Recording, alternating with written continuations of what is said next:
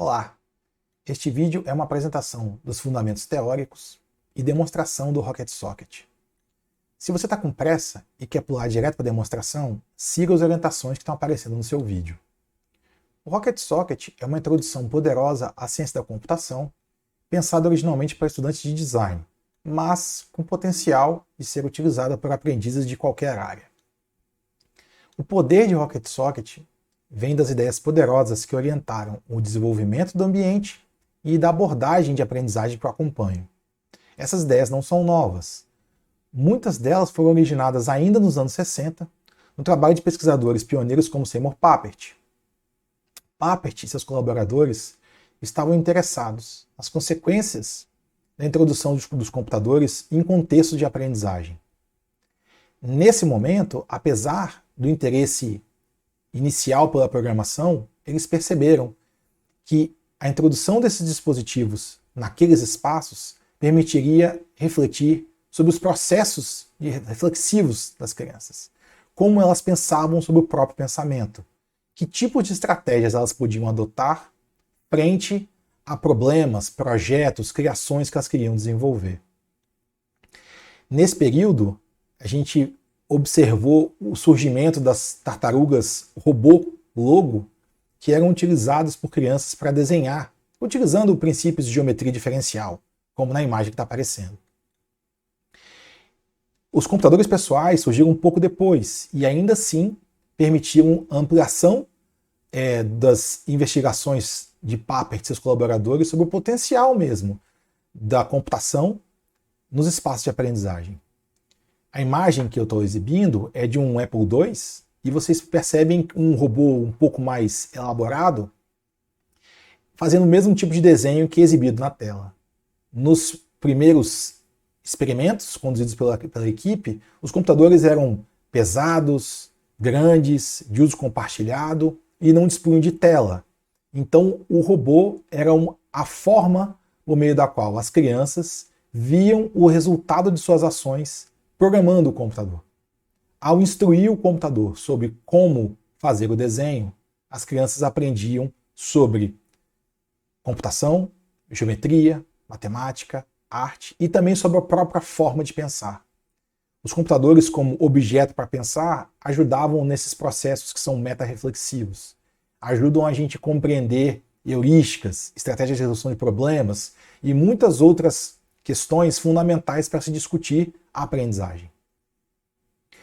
Descendendo dessa proposta de Papert, nós temos Scratch, que é uma ferramenta utilizada hoje em dia, muito popular, desenvolvida por Mitch Resnick, no MIT. Resnick foi orientando do Papert e continuou a desenvolver as ideias do seu orientador. O centro dessas ideias, iniciadas por Papert, colaboradores, e seguidas depois por Resnick e muitos outros, é o construcionismo. O construcionismo, representado por essa espiral, tenta descrever o processo por meio do qual o aprendiz, afetivamente envolvido com o objeto que está investigando, que está explorando, parte de uma ideia, uma ideia imaginada que ele tem, um desejo de construir alguma coisa, cria algo a partir dessa ideia, experimenta com ela, compartilha, interage com seus pares, professores, colegas, familiares, e reflete sobre o processo para voltar a imaginar. Então vejam que é uma espiral que ela é cada vez mais interessante do ponto de vista criativo, porque é no processo que vai da ideia à reflexão sobre a criação e a experimentação com ela e a interação com o outro que o processo se desenrola e vai ter uma ampliação qualitativa, né, das possibilidades para aquele aprendiz. Nesse contexto, surgiu o Rocket Socket, como parte da minha tese de doutorado em psicologia, desenvolvida entre 2010 e 2014, na UFES. O Rocket Socket foi proposto como sendo uma abordagem para a aprendizagem de princípios da computação por estudantes de design. Esses princípios, conceitos, práticas e perspectivas têm relação com programação, mas são secundários. O que interessava na minha pesquisa era como designers poderiam se apropriar desses princípios, conceitos e assim por diante, nas práticas de projeto, independente da natureza do objeto. Poderia ser design gráfico, projeto de produto, não importa. Não só design digital. Essas reflexões sobre o próprio processo reflexivo, pensar sobre o pensamento, têm contribuições muito importantes para o desenvolvimento dessas habilidades projetuais, criativas.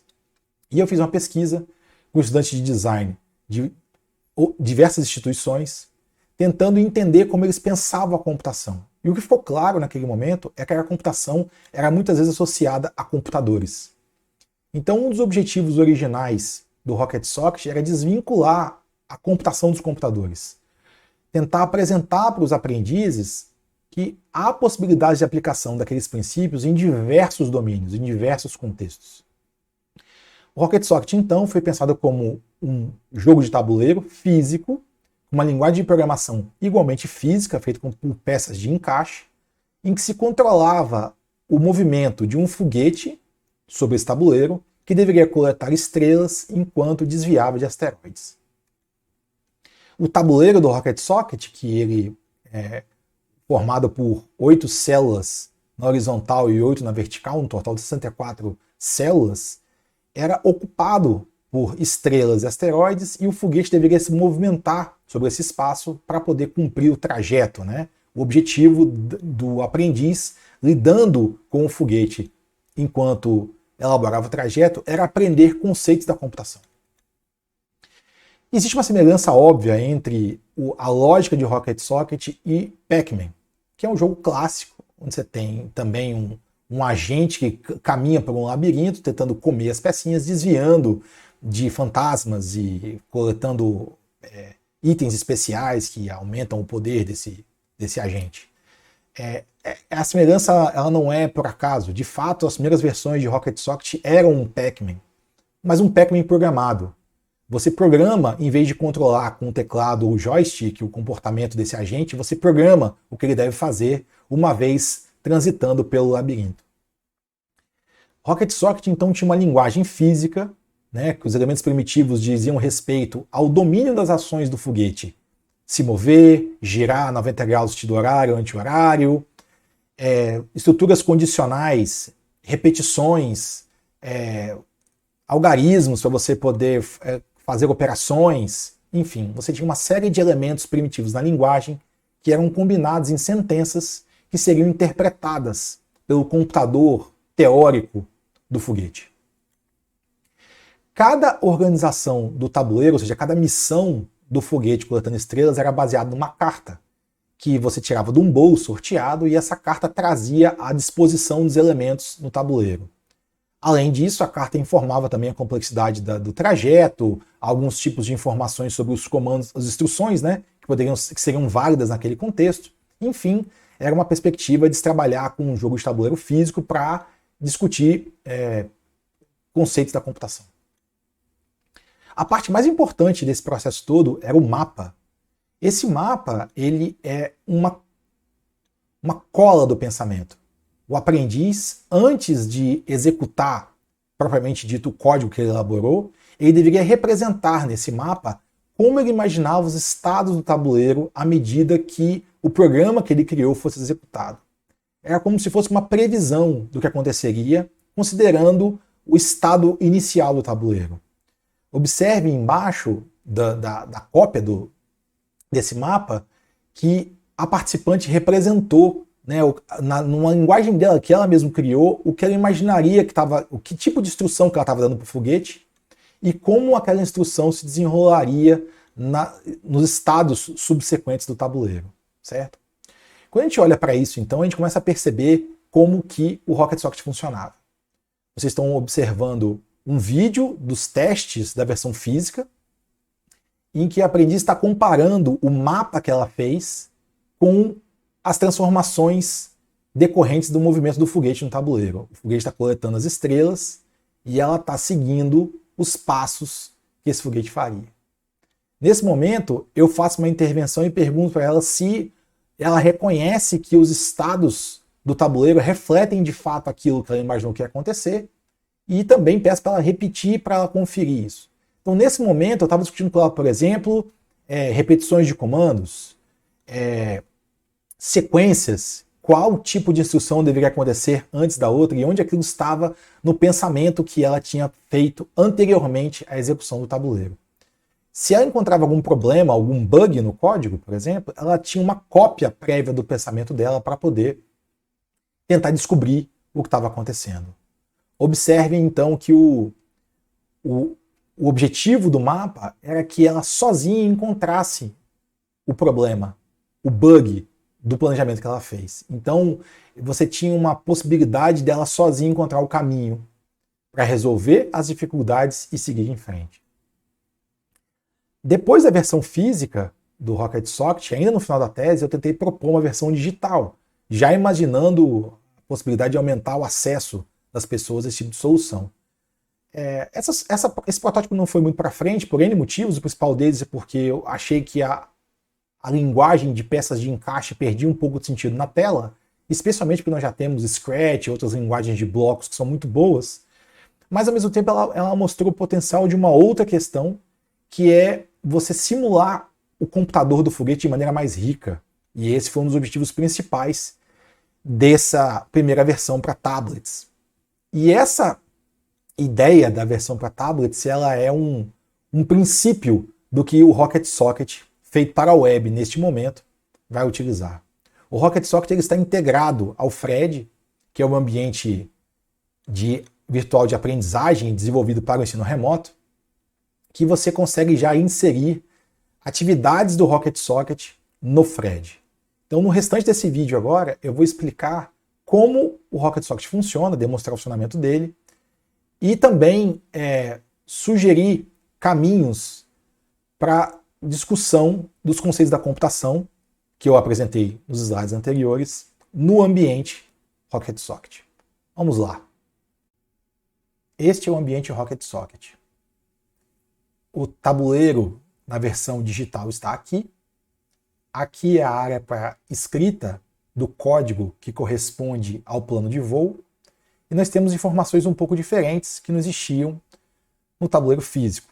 Em primeiro lugar, eu tenho as opções aqui em cima que tem relação com os planos armazenados na nuvem, opção de salvar o plano, informações sobre o CPU do computador, da máquina virtual, na verdade, que funciona aqui de baixo, iniciar e resetar a execução do plano. Eu tenho uma pilha, uma estrutura de memória que será utilizada nas atividades com o Rocket Socket. Eu tenho uma informação da posição da célula que eu estou passando o mouse em cima para ajudar no planejamento do plano. E, finalmente, a contagem de estrelas que está sendo coletadas. Nesse sistema simples, como está colocado aqui, essa primeira organização, ela é só para demonstrar que, de fato, a escrita do código gera a execução do plano e a coleta da estrela. Observem que o foguete caminhou, coletou a estrela e já há uma resposta do próprio sistema de que a coleta foi concluída. Isso quer dizer, principalmente, que o Rocket Socket mantém a lógica do sistema personalizado de instrução Fred.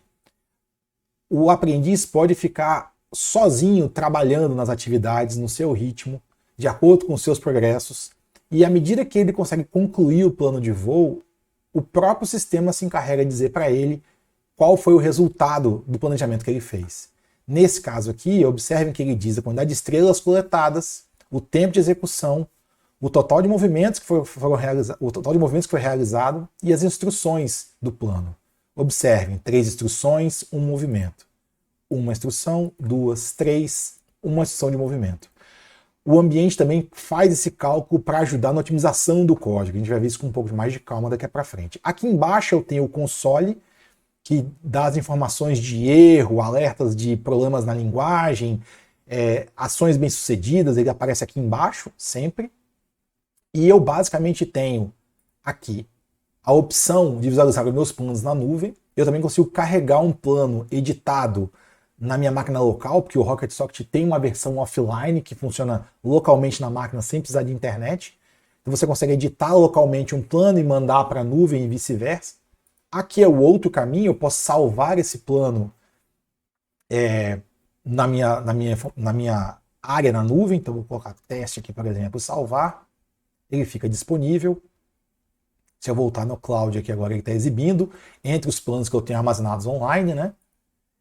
Essa opção eu faço download do plano para minha versão local e editar offline também. E este último ícone aqui, esse botão, ele permite compartilhar o plano e a solução que eu fiz. Essa é uma funcionalidade importante para o Rocket Socket, a gente vai ver funcionando melhor daqui a pouquinho, mas ela é para incentivar a troca de planos de voo e de situações do tabuleiro entre os aprendizes, certo? Primeira coisa que a gente tem que ver aqui, então, para entender como o Rocket Socket funciona, é a linguagem. Então, quando eu clico com o botão direito em cima de qualquer elemento da linguagem, eu tenho a opção de ir para ajuda. E a ajuda é a parte mais importante do Rocket Socket. Eu tenho uma referência para cada instrução da linguagem, devidamente documentada e com um exemplo aqui. A referência, que é essa documentação que acompanha também a versão offline, ela tem as instruções da linguagem organizadas pela função, a aplicação dela, na elaboração dos planos, e ela também tem uma apresentação do ambiente e das áreas que o integram. Então, essas informações eu vou passar por elas agora no vídeo, rapidamente, mas elas ficam disponíveis aqui para serem consultadas em caso de dúvidas, especialmente para as pessoas que estão começando a aprender a usar a linguagem. É muito simples, mas mesmo assim é importante esclarecer para que serve cada coisa, né? Retornando à instrução liga, observem que ela tem uma breve introdução do que se trata a instrução e como ela faz sentido no domínio das ações do foguete, a apresentação de como a declaração da instrução, de fato, a descrição breve dela, para que ela serve efetivamente, se tem algum argumento, ou seja, se eu posso passar algum argumento para a instrução para modificar o comportamento dela, um exemplo que pode ser copiado e colado no editor, mas tem um jeito mais fácil de fazer isso, que eu vou mostrar daqui a pouquinho, e também instruções são relacionadas. O liga está relacionado com o desliga, então se eu clicar aqui, ele vai para o desliga e, enfim, explica as mesmas coisas. Para explicar a funcionalidade mais importante dessa documentação, eu vou utilizar duas questões que estão aqui. A primeira é ver online. O que é ver online? Ver online é o visualizador. O Rocket Socket tem um modo aberto, que é o visualizador. Qualquer instrução da documentação pode ser visualizada assim que a pessoa esteja logada. Observe que aqui em cima mudou a informação sobre o que está disponível aqui para o usuário. Eu tenho que fazer login se eu quiser mexer de fato na minha conta. A opção de carregar os arquivos da nuvem sumiu daqui. Eu posso simplesmente salvar esse arquivo para minha máquina local, mas eu não tenho acesso à minha pasta online com os meus planos. O computador permanece aqui, a opção do computador, e aqui eu tenho já a opção desta fase que a gente chama, com essa organização do tabuleiro, para ser compartilhada. Quando eu clico nessas imagens, ele gera essa imagem automaticamente, que tem um QR Code aqui, que se eu escanear com o celular ou compartilhar nas redes sociais, coisa parecida, ele traz o usuário que escaneou isso diretamente para este plano. Então observem que é uma forma de você compartilhar as fases criadas e as soluções também de maneira mais simples. Esse QR Code ele é direto, né? Não tem a representação do mapa, e nessa imagem de cá o mapa está sempre representado para a pessoa poder entender do que se trata aquele tabuleiro que foi compartilhado. Voltando para cá, eu vou dar o play, ele vai executar e está resolvido o problema. Então observem que eu consigo visualizar cada exemplo da documentação do Rocket Socket clicando em ver online, independente de estar logado no sistema ou não. A segunda opção, importar, é mais interessante, porque ela copia o conteúdo deste exemplo para a minha conta no Rocket Socket. Eu preciso estar logado para isso. Então, eu vou importar, ele me pergunta se eu quero levar para lá, eu vou dizer que sim, e ele trouxe para cá. Observe que agora voltou a aparecer painel, porque eu estou logado, a minha nuvem está aqui novamente, então é sinal que eu posso, de fato, salvar esse arquivo lá nos meus planos de voo. Tá? Não vou fazer isso agora. Eu vou pegar uma função um pouco mais interessante para poder demonstrar. Por exemplo, gira, que é uma instrução que serve para você girar a orientação do foguete na direção que ele se move. Eu vou para o importar. Sempre vai aparecer uma informação adicional sobre para que serve aquela instrução.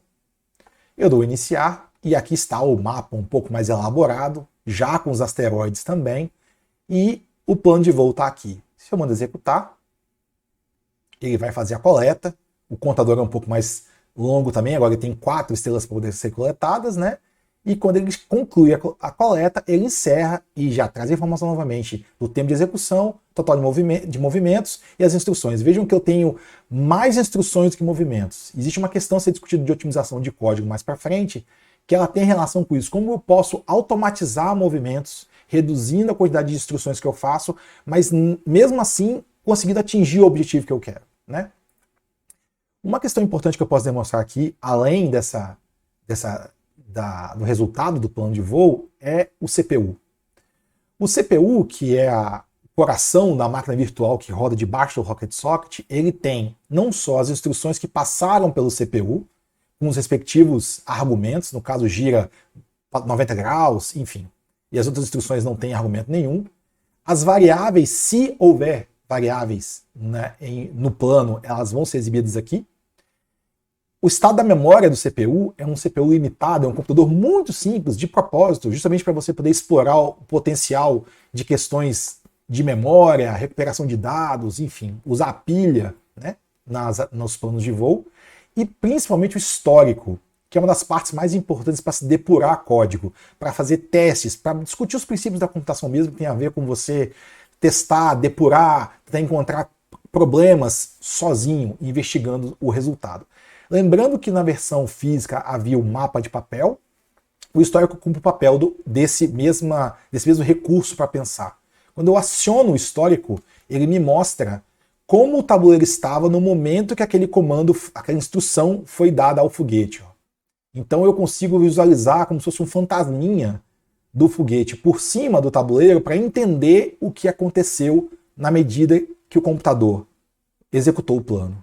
Então eu consigo entender como se fosse um replay da situação, né, para poder tentar encontrar problemas no código. Aqui é a mesma coisa, né, eu consigo enxergar, e quando eu dou play novamente, ele vai construir em tempo real essa lista para vocês poderem perceber. Eu tenho aqui instruções em hexadecimal, eu tenho instruções também em binário, porque os dois sistemas, além do decimal, fazem parte do repertório que está sendo desenvolvido pela abordagem do Rocket Socket.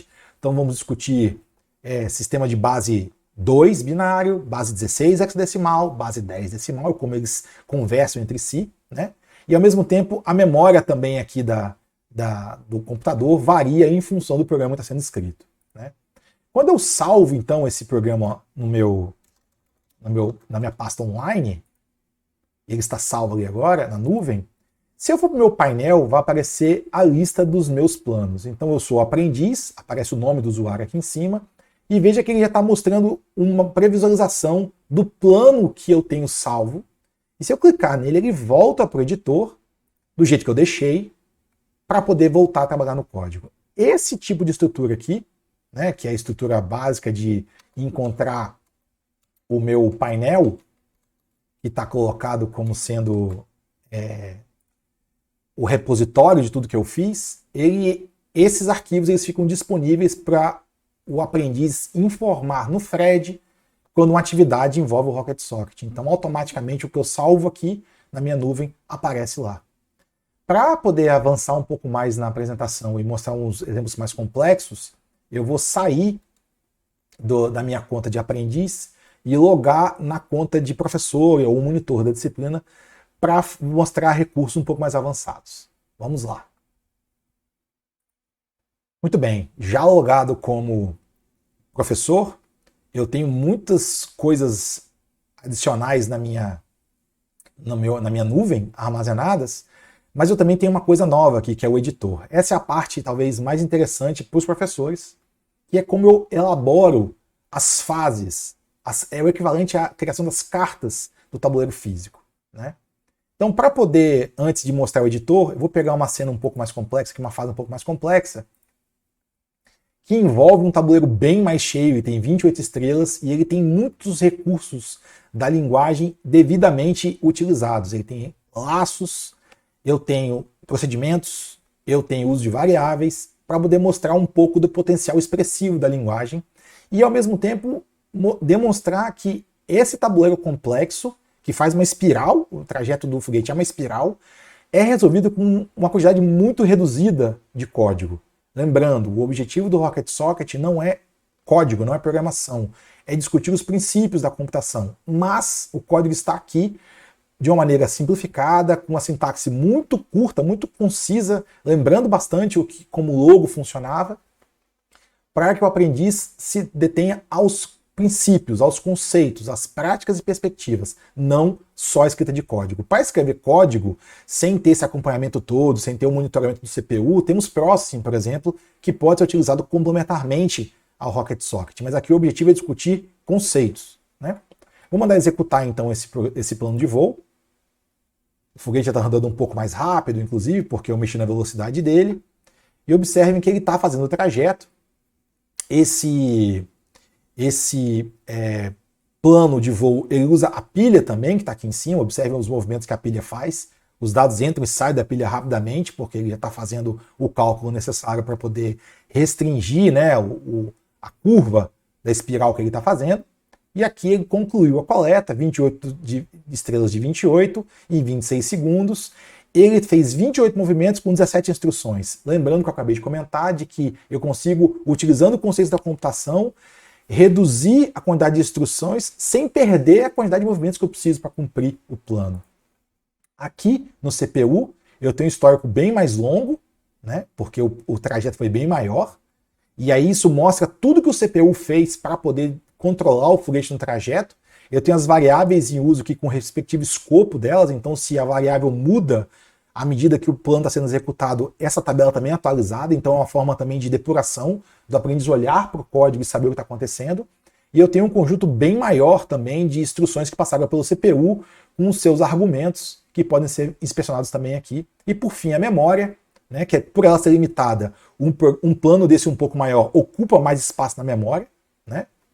Então nós temos questões a se discutir aí em termos de otimização, de como que o computador armazena dados, como isso impacta o processamento desse computador e assim por diante.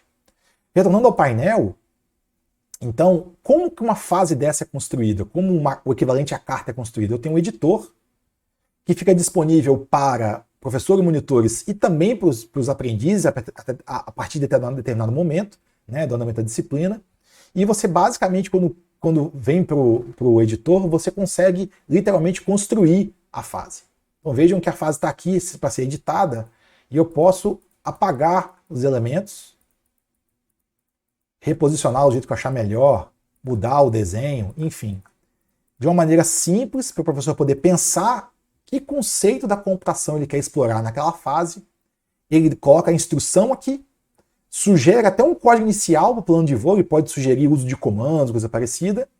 Se ela está pública, ou seja, se ela fica disponível para outras pessoas poderem compartilhar e testar a fase, então você pode ter um aprendiz criando a fase para outro aprendiz poder executar, ou um monitor para o aprendiz, ou o professor percebe um estudante com dificuldades, cria mais fases para ele. A posição original do foguete no tabuleiro pode ser modificada também, né, para saber o local de origem, para você ter diversidade nas possibilidades ali, né? E eu posso, obviamente, também limpar o mapa e começar tudo de novo e pensar alternativas diferentes. Não vou alterar isso aqui agora. É só para poder demonstrar que os princípios todos da versão física estão aqui, mas com os benefícios da versão digital, né? Para isso, a gente pode, então, concluir essa primeira apresentação breve do Rocket Socket tentando lembrar que a ênfase não é a programação de fato, mas os princípios da computação, mas você consegue explorar uma diversidade de possibilidades aqui em função da especificidade da linguagem, da simplicidade dela e, obviamente, desenvolvimentos futuros que precisam ser feitos, como, por exemplo, permitir que o aprendiz desenhe com o foguete, assim como a tartaruga logo permite que se desenhe, né, não só movimente ela na tela. Mas a questão da coleta ela é importante nesse momento porque eu consigo automatizar o encerramento da fase, o cumprimento da atividade pelo aprendiz. Ele sabe que ele tem uma coisa a atingir, que é fazer a coleta. Uma vez a coleta terminada, ele pode seguir em frente e o sistema tem esse benefício, considerando o ensino remoto, principalmente, né? O aprendiz trabalhando sozinho, sem supervisão direta de um professor, ele sabe que ele chegou lá. E é importante enfatizar também que não há um único caminho de fazer o plano de voo para aquele trajeto. Tem N caminhos, e o potencial é esse mesmo a ser explorado, que cada um encontre o seu jeito de construir, né, o seu trajeto, e aí a linguagem oferece comentários para comentar o código, ele pode escrever nas instruções dele quando cria a fase também o que se espera dali, e isso pode ser um recurso didático interessante também. Bom, a apresentação fica por aqui, espero que tenha sido clara essa apresentação e em breve eu divulgarei mais informações de acesso e como utilizar o Rocket Socket. Até lá!